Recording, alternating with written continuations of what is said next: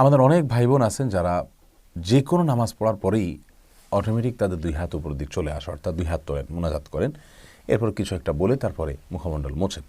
তার মানে যে কোনো নামাজ হোক, সেটা ফরজ, সুন্নত, নফল, সকল নামাজের শেষেই সালাম ফেরানোর সঙ্গে সঙ্গে দুই হাত তুলে মোনাজাত করতে হবে, এমন একটি ধারণা আমাদের অনেকের মধ্যেই বদ্ধমূল হয়ে আছে।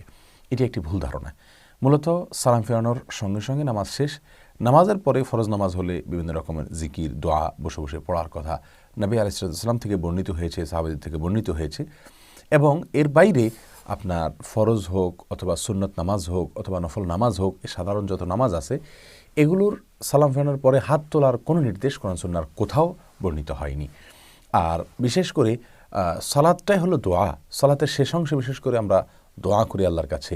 সূরা ফাতিহা এটাও একটি দোয়া, যেমন শুরুতে, তেমনিভাবে সালাতের শেষ অংশে আত্তাহিয়াতু পড়ি, সেখানেও দোয়া, আসসালামু আলাইনা ওয়া আলা ইবাদিল্লাহিস সালিহিন, আমাদের প্রতি এবং আল্লাহর নেক বান্দার প্রতি শান্তি বর্ষিত হোক, এটা দোয়া। এরপর দরুদ ইব্রাহিম পুরোটাই রাসূলের জন্য, রাসূলের পরিবারের জন্য সাল্লাল্লাহু আলাইহি ওয়াসাল্লাম দোয়া। এবং তারপরে দোয়ায়ে মাসুরা দোয়া, সেখানে কিন্তু বুখারীর বর্ণনা, মুসলিমের বর্ণনা, নবী সাল্লাল্লাহু আলাইহি ওয়াসাল্লাম বলেছেন সুম্মা ইখতার মিনাদ দুআই মাশা, এরপরে আত্তাহিয়াতুর পরে এবং দরুদের পরে সে যে কোনো দোয়া আল্লাহর কাছে করতে পারে। তার মানে সালাম ফেরানোর আগের মুহূর্তটা দোয়ার মুহূর্ত। অতএব সালামের পরে আর হাত তুলে একেবারে সালাম ফেরানোর সঙ্গে সঙ্গে হাত তুলতে হবে, হাত তুলে দোয়া করতে হবে এমন কোনো কথা নেই। হ্যাঁ, বিভিন্ন দোয়া সালামের পরে, বিভিন্ন সালাতের পরে বর্ণিত হয়েছে, সেগুলো পড়া যেতে পারে। কিন্তু সালাম ফেরানোর সঙ্গে সঙ্গে হাত তুলে দোয়া করা, এটাকে যদি আমরা জরুরি মনে করি, এটাকে সুন্নাহ মনে করি, মুস্তাহাব মনে করি এবং সব নামাজের শেষে এইভাবে করতে থাকি, তাহলে এটা বেদাত বলে পরিগণিত হবে। বিধায় এটা আমাদের সংশোধন করা উচিত।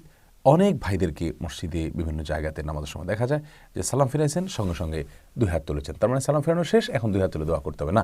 সালাম ফেরানো শেষ হলে যদি ফরজ নামাজ হয়, আস্তাগফিরুল্লাহ 3 বার পড়েন, আল্লাহুম্মা আনতাস সালাম ওয়া মিনকাস সালাম তাবারাকতাল জালাল ওয়াল ইকরাম, এটা পড়েন, এবং আরও দোয়া আছে সেগুলো পড়েন। কিন্তু সালাম ফেরানোর সঙ্গে সঙ্গে আপনাকে হাত তুলতে হবে, এটা জরুরি নয়। এটাকে জরুরি মনে করলে বরং বিদআত হবে, যা পরিত্যাজ্য।